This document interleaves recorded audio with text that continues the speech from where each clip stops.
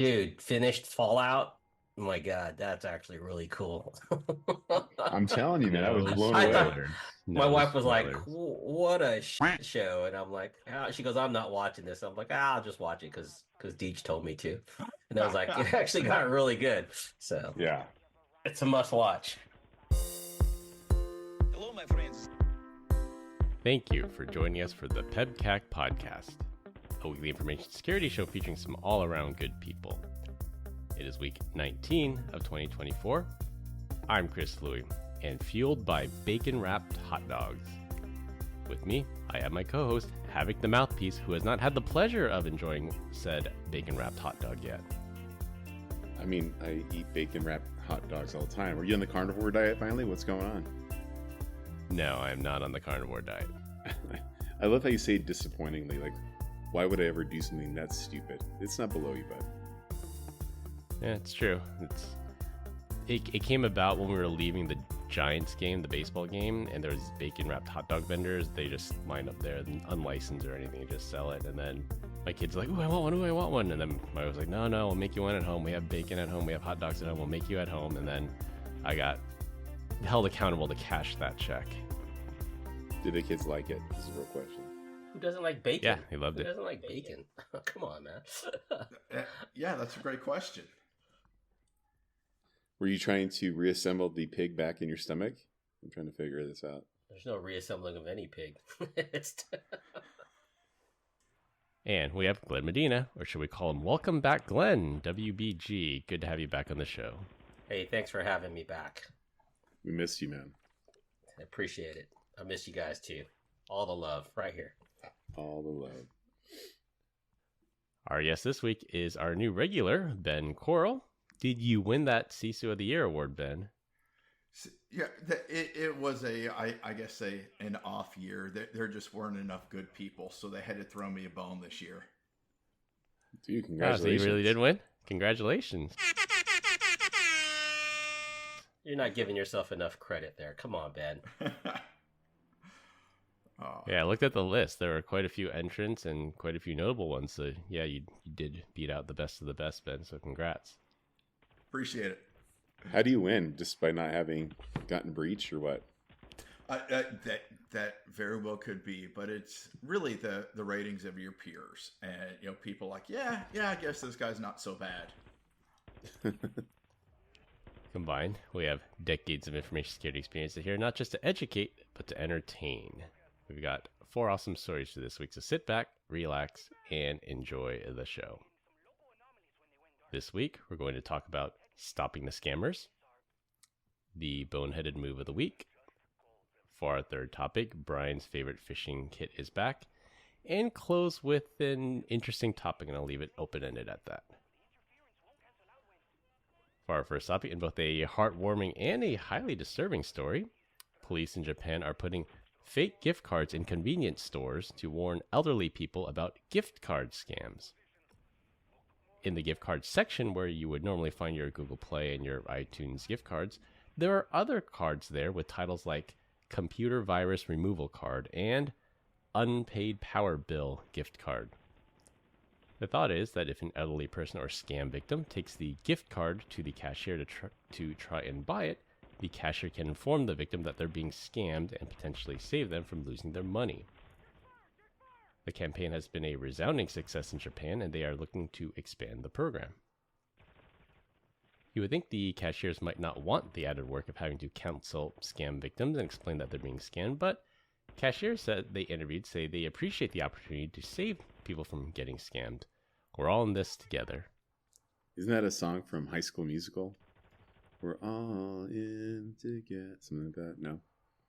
Never saw it, Brian. I'm happy to say that I honestly don't know. Well, one day you'll sit down with your daughter, Chris, and you will watch it and hate it just as much as me. And Ben, one day when you have grandkids, you'll be able to hate it as well. You know, what's funny about this is that we still think that it's the goodwill of the people that are working there that inform them. Like, for instance, one of my famous lines that I like to use is people ask me, like, do you care? And I always say, I wouldn't care if you murdered someone in front of me. That actually happened at a Target where I asked the guy that was working, I was like, hey, do you care if I, turn on this camera or something like that. I don't know. He was looking at something. He's like, dude, I wouldn't care if you murdered someone in front of me. I was like, okay, well, obviously, that minimum wage employee doesn't really give two S's about anything. No, but I really do like this one. I mean, put those gift cards there in order to give that incentive of, ooh, this is what I'm grabbing it for and taking it up there. And yeah, sure, it gives a person an opportunity. But this is where it really helps. Rubber hits the road, be that good person, and ooh, help me save somebody's life savings. Because that's the thing, is how do you protect the most vulnerable in the generation? That's what I really like about this. And it's a very real and practical way. Are they really the most vulnerable, though? Aren't babies the most vulnerable? You don't have a lot of money, though, Brian. Or the That's means to get to a convenience store to buy gift cards. true. Can you imagine a baby crawling into a store to buy a gift card? It's like the IRS is going to arrest me for unpaid taxes unless I get this Apple gift card. It's similar to how bank tellers, I think bank tellers are trained for that. So if somebody makes a very large cash withdrawal, they're supposed to ask a lot of questions just to make sure they're not getting scammed. And then, just like you said, Brian, it's not out of the goodness of their heart. Western Union, the company Western Union, now they are forced to ask people these questions because they got in a heap of trouble for sending dubious and suspicious or obvious scam transactions, that now they're required to ask people these questions to make sure they're not getting scammed. So money. like the reasonable person of, they saw something that they should have detected it as a scam, but they went ahead and processed it. Is that what you're saying? Yeah. Yeah, Western Union is paid per transaction, so it's in their best interest to facilitate these transactions, whether legitimate or not, until the giant ban hammer of the U.S. government fell on them and they got in a heap of trouble. Yep. How about we open up some Western Unions, guys? Easy money. Thought Bitcoin was supposed to solve that, Brian. We should open some Bitcoin ATMs. That too. But I mean, now you can get, the Coinstar machines will actually let you redeem your money in Bitcoin. Crypto. Now. Yeah. So, think about the bad person or the evil person here that's scamming old people. Like, how hard up do you have to be for money to be able to actually do this and sleep at night? I don't think I've ever been painted. I've never painted myself in a corner where I was just like, you know what? I'm going to go rob a grandma today to make the ends meet. I don't get it. I know you probably could, Chris, but I couldn't. Different cultures, Brian. Different cultures. Oh, so it's a cultural thing? I say it jokingly, but there is some credence to that, because I think they've actually interviewed some of these scammers and they just said, hey, it's a job. If I don't do this job, I don't have food on the table, and I need to find a way to put food on the table, and there's not a lot of legitimate ways to do it. You find this in primarily high unemployment countries, and it's a way for them to make a living. So this isn't a guy that lives in the Bay Area that's doing it. What you're saying is it's someone in Gulu, Africa, is what I'm reading. Or they're just a complete psychopath. That's probably the other explanation.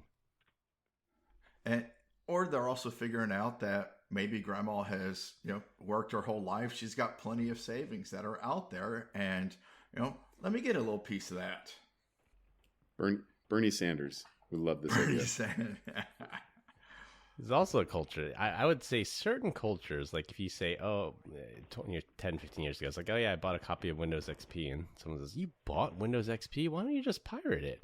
And there's a little bit of that too, that they say that buying legitimate software, oh, you're dumb for spending your money. So there are some people that think that way, and they might say, just like what I said, I need to make a living. I need to put food on the table. This is how I get the food on the table. I used to like the one that's like, you wouldn't download a car, would you? I'm like, back in the day, I would have totally downloaded a car. So I guess it is kind of technically possible. Yeah, I'll just 3D print this Tesla. By the way, I do have to apologize to Glenn for how he always pronounces Tesla, because I was watching an interview the other day with Elon, and he says Tesla just the same as Glenn. So, Glenn, you're off the hook. See? You can pronounce it Tesla now instead of Tesla. That's just like Hyundai. No, Hyundai. Hyundai. Gosh. Hyundai, damn it. It's Hyundai because it rhymes with Sunday. I mean, let's do this properly now. And just because Busk is pronouncing it incorrectly does not make it authoritative. Right, yeah. I mean, it is Elon his Musk company. Has that South It is African his accent. company. I would beg to differ with you. But no, the Yeah, 3 out of the 4 a of lot us of it. agree that it is Hyundai, not Hyundai, as Chris likes to pronounce it. Hyundai. So you are out of here, buddy. So Because going back, there's 3 of you voting that way doesn't make you right. It does. just going back It on does. topic here, right? I think you guys fail to realize that the scams aren't happening based off of some call center in the United States. These are third world countries where they probably make pennies a day, right, or pennies per hour, compared to your typical employee they don't see this as a victim. They see it as just money, good money, compared to what they would normally make in a regular job in their country. Victimless crime. And the one thing Glenn brought up, I completely missed this point too, was that a lot of these scam call centers, they're staffed by literal slaves. Like they get kidnapped or they go to a country, they're promised IT support work, and when they get there, they're put in barracks and threatened to be beaten if you don't make your quotas. So there's a lot of forced labor with these scams as well. So what you're saying is we should just give them the money. Just put like a fraction. I'm not going to give you $500. I'll give you 50. Go away. Yeah, Don't you do still that? no. Glenn, don't you do that when people like try to scam you on text? You're like, dude, what's your Venmo? I'll just send it to you. I'll send you $1. Yeah. Go away. I got scammed. I get scammed a lot because I've got this really nice heart. I would like to think heart on people, especially women that are walking in gas stations with their kids. It's like, oh, I feel so bad for you. It's a hot day. Let me give you $20 so that way you can go get a meal. Then you realize she's got a Mercedes Benz sitting around the corner. And it's like, God, this girl drives a better car than me. So it's like, Yeah. I just got Kinda scammed ruins it again. for everybody. Yeah. I can remember A when lot of times that's why I say don't give homeless people money, give them food. I give them meth. I'm like, dude, let's just make your life even more enjoyable today. All right. I don't want to know which person you bought the meth off of in order to give the meth to the other one. Yeah. It's probably someone from his hometown. Yeah, right. Dude, speaking of like, so meth is like, it's wild. And we're going completely off topic, but as I think most of you know, I don't think you know, Ben, but like my 2 oldest girls are not really my girls. And their biological dad, aka my baby daddy, that was a joke. But anyway, so I'll laugh at it. Screw you Their guys. baby daddy. Yeah. I think he's got like 13 kids or something like that total. And recently he had like 5 of them. Him and his wife had 5 kids taken away because they're like on meth or heroin or something like that. I'm like, how powerful is that kind of drug that you would be like, my kids are great, but you know what else is better? Meth, baby. I don't understand it. It's sad, but it's a cold, hard reality that I think some of these people, they get on drugs and it's just like they can't control themselves, and I can't understand it. I just don't get it. Do you think he says, "Hey, man, I got some guy," flip it the other way. He goes, "Man, I got some guy taking care of my kids. I'm living a good life. This ain't so bad, right?" I mean, maybe if he actually cared about his kids, but in this scenario, Yeah, I think he's only talked to my kids a lot. 5 or 6 times over their the course of their life that I've been a part of it. terrible. So yeah, What a terrible Yeah. dad. he's Not like winning Chris, any Dad of the Year awards but there. better. I would hope so. A little bit better. Anyways, yeah, I guess take care of the scammers, guys. That's it. All right, and then there's always going to be this cat and mouse game because, like I said earlier, bank tellers are trained to ask people when they take out large amounts of cash, and the scammers will actually coach people to say that, like, oh, by the way, when you take out this money, the bank's going to ask you why. You're going to have to tell them this is for apartment repairs or some other kind of business that involves large amounts of cash that make it legitimate. And then now the scammers might say, oh, when you go to the 7-Eleven, don't grab the gift card that says virus removal. You have to get the iTunes one. But at least for now, it seems to be working. We'll see if the scammers adapt. So one time, this is terrible. I had we have a friend of the family. and he was doing some, handyman work around the house. I was like, yeah, man, I'll hire you to do that.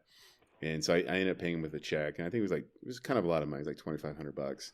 So I wrote him a check, and then my bank actually called me. They're like, hey, we have, so and so here, and he's got a check for $2,500.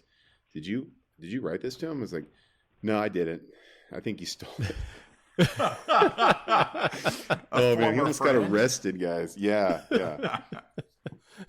But I was just messing. Yeah, check fraud is messing with him. Yeah, you take that pretty serious. You actually did that? You said, I never met this guy in my life. Yeah, I said, I don't know what you guys are talking about. Don't cash the check. And so he called me up. He's like, dude, what the heck, dude? You mother F. Yeah. So he's never helped you again, and or the price went up. Yeah, right. You owe him a beer, Brian. Well, you know what? Sometimes you just got to mess with people. Just let them know.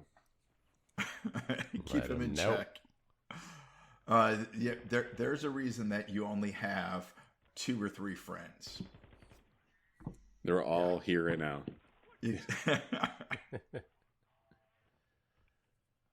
All right, for our second topic in the ransomware story and boneheaded move of the week, the CEO of United Health Group, parent company of Change Healthcare, finally admitted that they paid the ransom of $22 million to the ALPH-V ransomware group, even though everybody knew it already. The CEO also disclosed that the way ALPH-V's affiliate got into their systems was through a stolen account on a Citrix box that did not have multi-factor authentication. This is my shocked face. This time, you can't really be too mad at Citrix. They provided the beachhead, sure, but the ALPH-V ransomware affiliate was able to get valid credentials either through password guessing, password spraying, reuse, or some type of phishing attack. You can blame Citrix and the network team for allowing a single compromised account to access their entire network, or at least pivot to a privileged system that eventually allowed the ransomware gang to exfiltrate all their data and encrypt their systems. I'll be honest with you. I'm kind of glad that he told us what happened. A lot of these times you hear about this ransomware group that got in, they paid it, and you're like, well, I want to know the root cause. Like, what was it? Super sophisticated? There's a 3-letter agency involved. Like, what happened? State like, back actor. Yeah. It's like you never actually hear like what actually happened. In this case, we get to see how the sausage was made, and it is gross. But hopefully hopefully they got rid of the Citrix box and that credential. But man, that's wild. Well, it goes back to that statement that we've been saying for years: is cyber criminals, hackers, are not going to do more than they have to. They're not going to burn a 0-day to get in. They're not going to hack in this case, when they can log in. True. It's just reachable, sad. It's breachable. The other thing we have around here. Still not as bad as that gaping VPN hole, but still pretty bad because they paid $22 million. I think when Change originally went down, they did say like, oh, this is a sophisticated state-backed actor that got up all into our systems. And you could potentially make the argument, because I think the affiliate is actually Chinese linked, which is probably related to the Chinese PLA, their hacking group. So technically part of a state-backed acting group, but not in the sense that you would think. Yeah, but both those things are dangerous. The statements from a cyber insurance perspective. Number one, you didn't have multi-factor enabled. So going out and saying we didn't have it enabled, okay, well, you did not have that basic instruction, we're not going to pay. Or if you sit there and say it was a nation state actor, that's an act of war, therefore the cyber insurance may not have to pay for that one. So both of those statements, going public with them, is a little bit dangerous. Don't you think that's probably their own insurance company that's paying this? Like, doesn't UHG provide cyber insurance as well? Their own insurance. Self-insured on this one? I think they're primarily health, not cyber. Terrible. All I know is I don't even believe that MFA would have stopped this. This is, again, there's so. You don't think so? All right, no, I don't think so. I think we'll talk about EvilGinx and how you can use that to circumvent MFA, right? Like that's a tool in the tool belt. But also, I think there's more to this story, because just because you get in on a Citrix VDI desktop doesn't mean that you have. It's not like you logged in as like a domain administrator to it. I think there was probably some Kerber roasting going on, and eventually, bounced around throughout the network and then took over. Run Mimikatz, bypass the EDR. And that's the thing. To Brian's point, was this a targeted attack? And if it was a targeted attack, failing MFA, or if that had failed, they would have moved on to the next thing. But if this was a spray and pray, then they would have just gone on to the next organization. You know what would be a giant head move is, like, anytime you authenticate and you're doing MFA, or even like a push or OTP, that you just assume that the password's good, right? And then you have them put in an MFA, and then they'll it will just come back and be like, oh, incorrect password. As it stands now, I think, like, if you have a failed login attempt, then it just says, try again. It doesn't prompt you. It tells you right away. Yeah. But there is a time limit there. I mean, there's something in there. There could be time limit constraints, right? Or amount of times, like 5 in a 1 minute period or something like that. Yeah, rate limit them. Yeah. Yeah. So that probably rules out brute force. It's probably credential stuffing or password spraying or good old phishing. Yeah. But then that's where things like we talked about before, residential proxies, using people's residential IPs, and you could do 5 guesses per IP, because if you do 1,000 guesses from a single IP, they're just going to block your IP, and that's assuming they have it configured correctly to do such a thing. But if you do 5 tries from 100 different IPs, then you get 500 attempts that fly under the radar.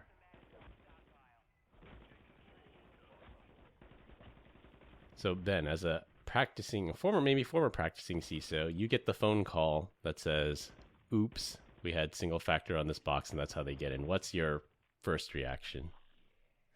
It's like, okay, well, now shut credentials down. Are we doing password resets? What are we doing in order to close the door? I mean, yes, we'll come back and figure out how we missed this system, how our controls were inadequate, how our governance was, not identifying this. But the first thing you're doing is closing the door.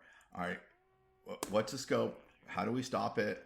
What else might have been done? Do we reset credentials? Where else might they have gone? So yes, close the door, but it's not till we get a little bit later on of where do we fail? How do we make sure that this doesn't happen again? Right, it's part of that eviction problem. How do we make sure they're out? And then once they're out, how do we keep them out? Yep. Containment. And of course, we want to get business back up and running as usual as well. But we also need to make sure that as we're eradicating them and kicking them all out, that they're not going to just walk right back in. For our third topic, Brian's favorite phishing toolkit, EvilGinx, is getting their own upgrade and a technical partner integration with the GoPhish phishing platform. EvilGinx was one of the first phishing toolkits that had the capability to intercept and steal multi-factor authentication codes to defeat two-factor authentication. Integrating with the GoPhish platform now adds hidden image tracking to know if the victim opens the email, alerting when a victim clicks on a malicious link, and an alert once this session has successfully been captured with the EvilGinx phishing kit. All the more reason to stay vigilant and watch out for those phishing scams. So, is GoPhish a good thing or a bad thing here? I'm missing. It's a bad thing. It is bad. It's got to make things worse. Okay, I'm like, EvilGinx was already a pretty good phishing kit, and then now that they're technically doing a technical partnership with GoPhish, that GoPhish is like another phishing toolkit that pre-makes these. I read it Microsoft as login Fish Me. pages. That's why I was like, wait a sec. Yeah. I was like, that's an odd integration to have. Okay. Yeah, it's like all these security companies. Is it a phishing toolkit or is this a phishing prevention company? I mean, so GoPhish is more of an open source framework. So if you don't have a solution, you don't have a security awareness training, you can install the GoPhish. But once you install GoPhish, you have to create all your own templates. You have to create everything. You're doing a lot more work yourself because, again, it's that open source. But I've known organizations that have run their entire security awareness phishing training and phishing simulations utilizing GoPhish. So back in the day, a few years ago, that was a viable tool or solution for you if you wanted to do that. So when I started reading this one, I'm like, where in the world, how are they utilizing that and misutilizing that, I guess, is the question. So why were people using GoPhish back in the day? Was it just because it was open source and free? It's free. Yeah. And if you have these requirements, you're a small to medium sized company. You don't feel like you're quite ready to go to a Nova4 or someone like that, but you want to do business with a larger company, and they require you to have this. So for a check mark, compliance doesn't equal security, but in order to be compliant, you say, yes, we stood up this solution. We are actually doing this. Check mark compliance, the bane of my existence. Yeah. And probably yours, right? Absolutely. It's everybody's. Whose isn't? Pesky auditors. I'll never forget the first time we did PCI compliance at American Airlines. The QSA came in. He's like, yeah, you guys doing this? He had like a check, like a piece of paper. I'm like, yeah, we do that. And he's like, you do that? I'm like, yeah, we do that. We do that? Yeah, we do that. And then the next year he came in. They're like, hey, do you do that? I'm like, yeah, well, show me. We're going to have a problem here. And he got wise to Brian. and then it was like we were so far out of compliance that they took the fine of, I think, $50,000 a month, just because there was just no way we're going to get compliant in like 6 weeks or something. So we're just like, we'll take the fine and we'll just spend the next year trying to remediate. So wow. And pass those fines on to the passengers. Yep. That's where those baggage claims came from, or charging for extra bags and things like that. As long as it wasn't a charge per day, right? Per day, per month. It's not a continuing fine. It's just one fine, right? No, the fine for us was $50,000 a month. Yeah. Oh, okay. Until you're compliant. Yeah. Yeah. So when crude oil was like $100 a barrel, I think it was Doug Parker came on like an all hands. He's like, there's no way any airline can sustain this. And it's like, we're taking measures to figure out how to make this better. And so that's when, before, like, you would just see that it was either first class or coach, right? And then they're like, we have this new thing called choice seats where you can pick your seat. And it's just like the closer to the front of the plane, then the more expensive the ticket was. You want to sit in the middle, then it's a little bit cheaper. But you want a window or an aisle. And I remember working on the project, I was like, this is crazy. And then like, we're going to do this thing where it's called Net Tracer. And we'll be able to track baggage and stuff like that. I was like, oh. And then associated with that was like, well, now there's this baggage fees up the wazoo. So I remember asking like the all hands as we're getting ready to launch it. I was like, so when crude oil comes back down, we're going to like lower prices on all this stuff. They're like, no, man, it's here to stay. Like, this is just part of the business logic. I don't reduce prices. Get out of here. Yeah. It's like the government. It's like they never met a tax they didn't like. Oh, dude, it was crazy. And then the other one that we worked on was if a plane was delayed, you were immediately, and you had a connecting flight, your flight was immediately your seat was canceled, and they just rebooked you. So if you flew in 5 minutes late and you're at A3 and your connecting flight was at A5 and you had, you just had to walk, they're like, nope, you're late. And so we did something with, I think it was like Microsoft BizTalk back in the day, where it mapped out all the airports and it would calculate like how, if you were the last person to get off the plane, could you get to the other gate without having to cancel? Like, it was pretty cool. It made it a little bit better, but yeah, it was pretty whack. So you have all this advancements in airlines, and then we have this story of like Southwest failing because their 25-year-old software couldn't boot up, or bad database patch. Yeah. Well, it's still at the end of the day, they're all on mainframes, with the exception of I don't know if it's across all of them, but like Allegiant, for all the things that it is, they wrote their own booking software in modern. But everyone else, like the British, American, the United, Stone Ages. Yeah, Sabre. it's all mainframe. Sabre, yep. Yeah. Unbelievable that thing's still around. If it ain't broke, don't fix it. Even if you can't patch it, just leave it there until you absolutely have to move. And if it ain't fixed, call it a feature. Not a bug. And And this Y2K / Space Cowboys situation where the only people that know the software are long retired, and if you want to bring them out of retirement, it's like $500 an hour. But that's the thing is you sit there and like, do we fix this or do we just wait and make this somebody else's problem? I've only got 2 years left till I retire. I am not going to work on this project. It's someone else's problem after me. And that attitude buying is just, time. Yes. Yeah, let's go hire a young guy to go do this, or a young person. let them burn that. So Yes. You gonna try this out, Brian? Are you gonna tie the EvilGinx with GoPhish? No, I'll let you do it. What were you gonna say? Send some test emails. Oh, no, I don't think I have the willpower at this point in time. Then again, who knows? I was reading the link, and it seems like it's pretty simple to set up, to be honest with you. So, yeah. Well, I'm wondering if I can you tie clicked it on the link. He just fished you. So yeah. Joke's on him. I'm on Zscaler. It opened up in an isolated window. It did, yeah. I'm my own tenant, though. All right, for our last topic, and it will be a rotating topic every week. This week, we're going to talk about Enshittification, the 2023 American Dialect Association's Word of the Year. It sounds bad, but it's actually not a swear word. I actually had to look this up to make sure we don't get censored on any of the platforms we use.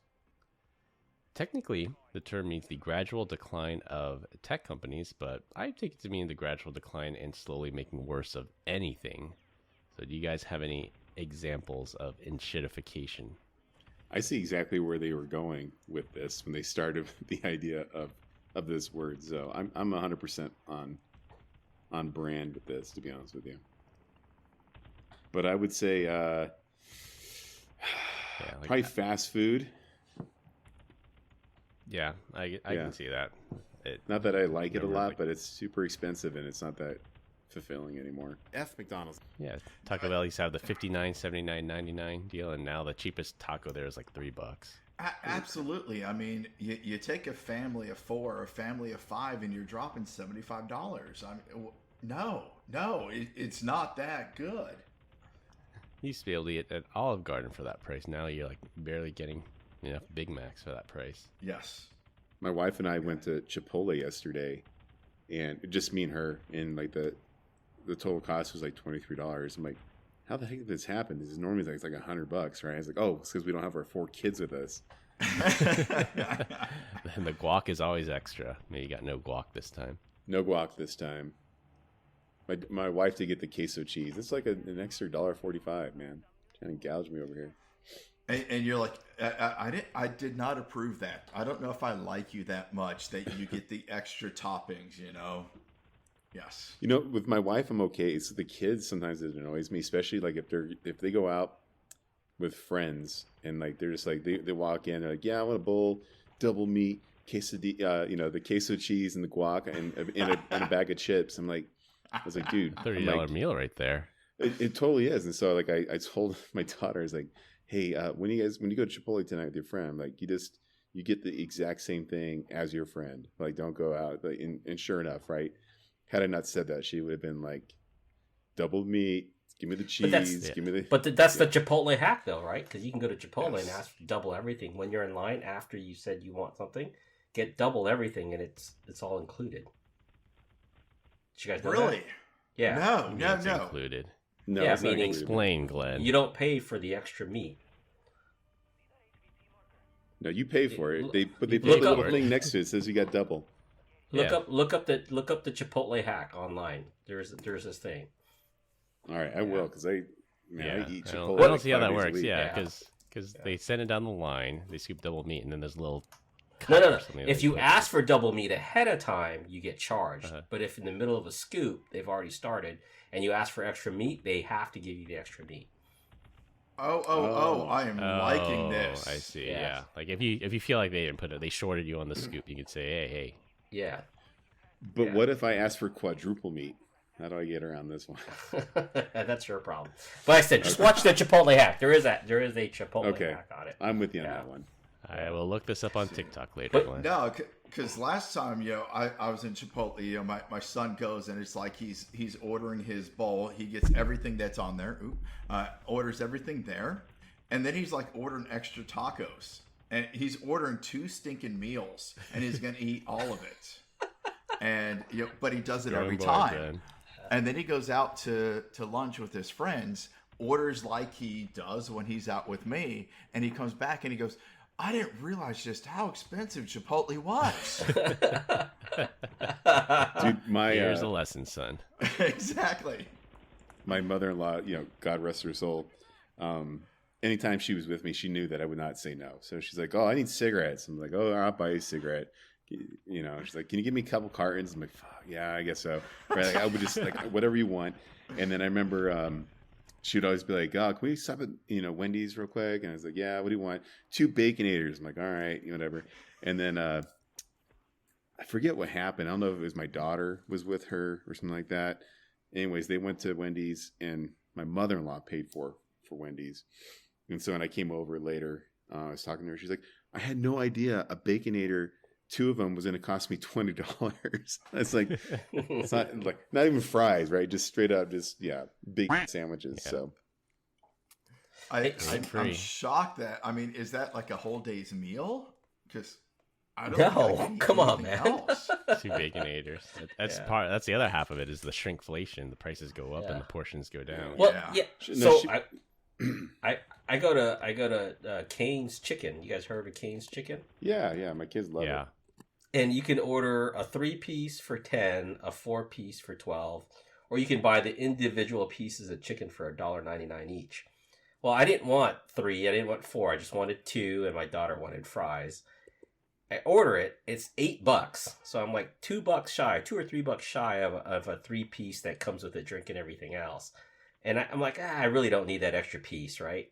I get home, and instead of this nice piece of chicken that I think is going to be very long from a tender standpoint, it was like, I swear to God, it must have been just 4 inches in length. And I was like, what the hell is this? I wanted to take a picture. 4 inches is not enough. Are you good? Yeah. Glenn, that's 8 inches right there. What you're showing me, that's 8 inches. I should have took a picture and showed you like what $1.90. It's $1.99 for each piece of chicken. And I thought, what a ripoff. I should have took a picture, just sent it back to them about how pissed I was on that. Chicken nuggets. Take it back. They'll give you chicken nuggets, yes. Yeah. They hold those off to the side. Yeah. They did. Yeah, the prime example of Enshittification is Amazon. So the guy who actually came up with the term, his thesis was Amazon. And that was actually, when I first heard the term, this was the first thing I heard of, because when you think about it, Amazon was the low-cost leader. They could sell at a loss, put all these other e-commerce businesses out of business, then they can raise their fees, and they become popular, so all the sellers have to go there. So the platform got progressively worse and worse. And then my beef with Amazon, of course, is the Prime. Prime started as $99 a year, unlimited 2-day shipping, and then they threw in a couple of other things, the streaming stuff, and then they started taking things away. It doesn't include Amazon Fresh anymore, and then now Prime has ads, so it's like just slowly getting worse. Hey, I don't like Amazon, but mother of God, Fallout was good. It was worth the 30-second video that I had to watch, the ad, before finishing the entire series in 2 days. Yeah, Fallout was amazing. I know Glenn and Brian have seen. Ben, have you seen Fallout yet on Amazon? I have not, but I have a trip that's coming up, so I think I know what I'm going to be watching in the hotel. Gonna binge it. It was good, man.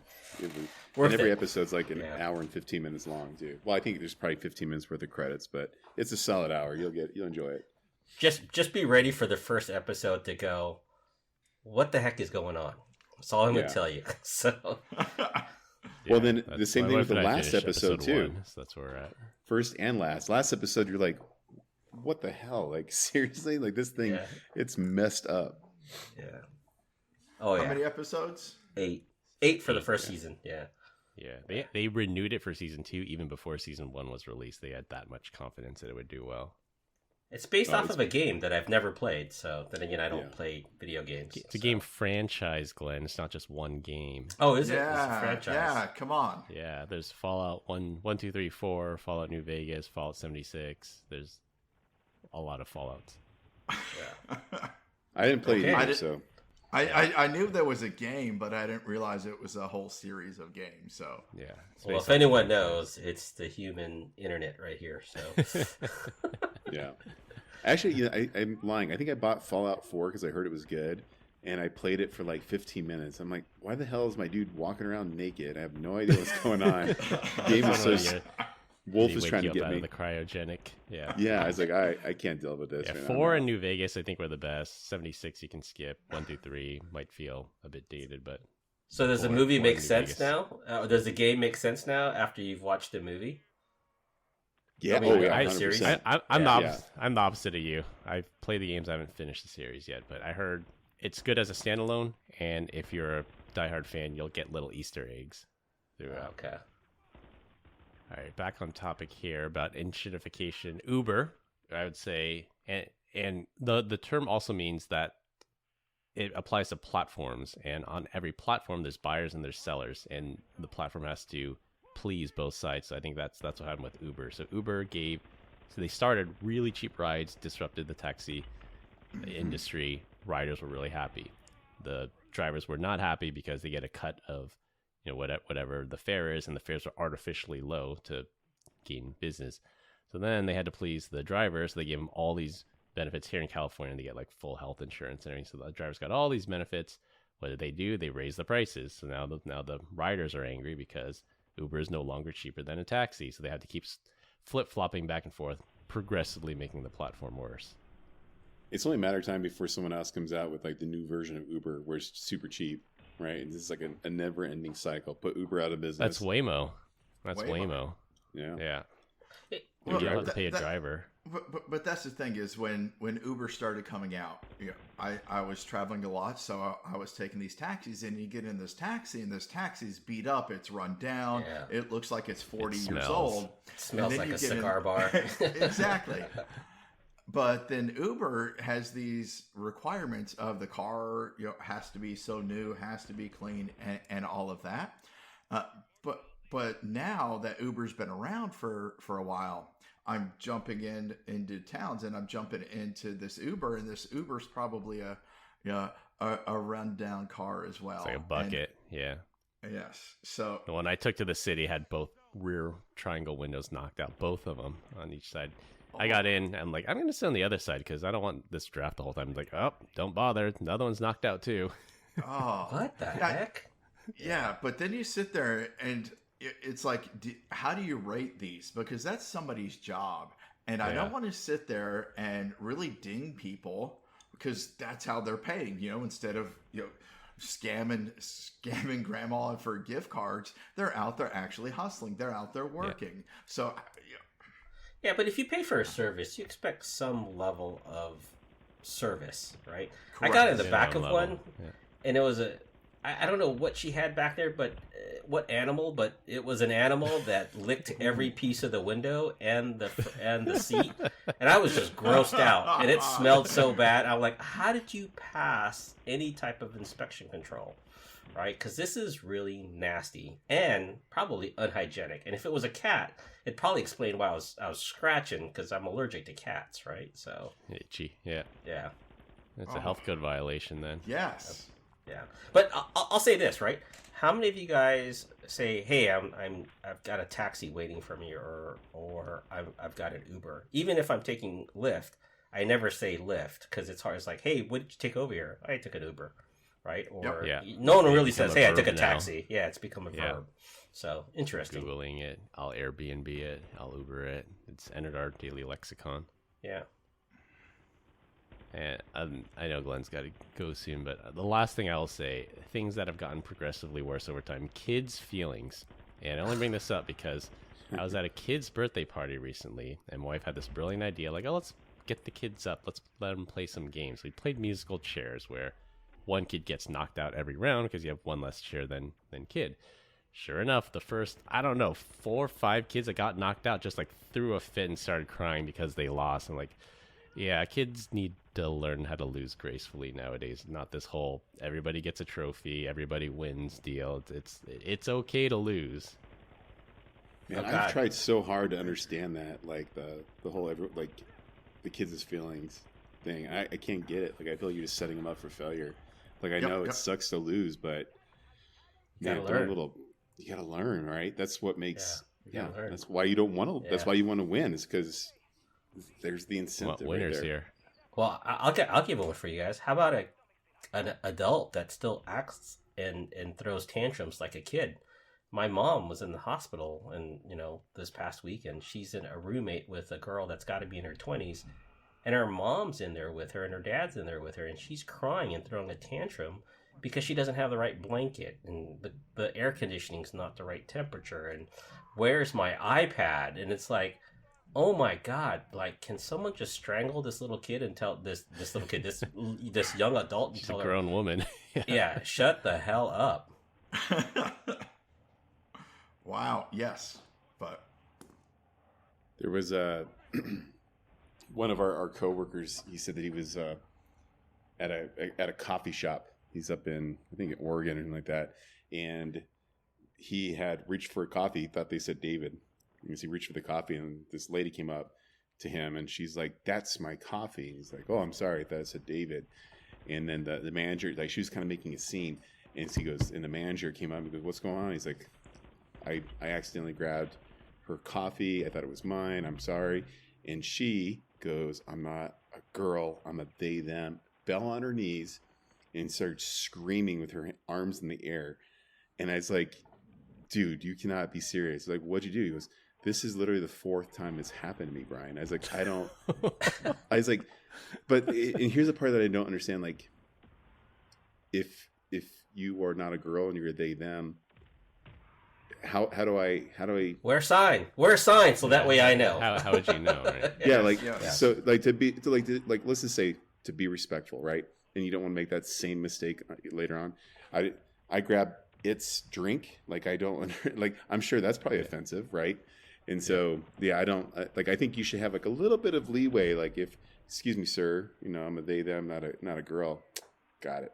Not a problem. You know what I mean? Point taken. Don't. But to fall on the ground scene. screaming as a 23-year-old person, human, that's just wild to me. So, yeah. And that's the thing is, I sit there and for most of my life, military family and all of that, just grew up, yes sir, yes ma'am, and how do you get over that? And that is an insult. I'm not a ma'am.